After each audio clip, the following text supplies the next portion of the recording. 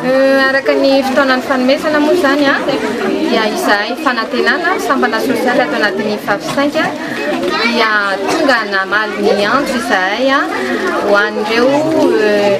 taiza zazakambody a sy sahirana ety ka anisan'izany ohatra ny le bon samaritain sy ny orphelinat Saint-Paul. Nisy tamin'izy ireo ohatra no nangataka ny fanampiana ara-pianarana kit scolaire dia nomenay cartable bosy cahier sy fitaovam-pianarana samihafa. Misy ihany koa izy ireo no nangataka ny fanampiana ara-tsakafo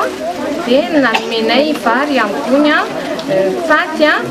ary bonbon chocolat biscuit dia tsy adinona ihany koa ny savony anasana tanana sy savony anasana lamba ary arendrina satria akaiky fetim-pirenentsika izao miaraka amin'ny labozia ary avery ihany fa ny kely ananana tokoa no ahiratra ary toy ny takely tababata ny anay ka ny fomba ny ohatra ny mameno azy.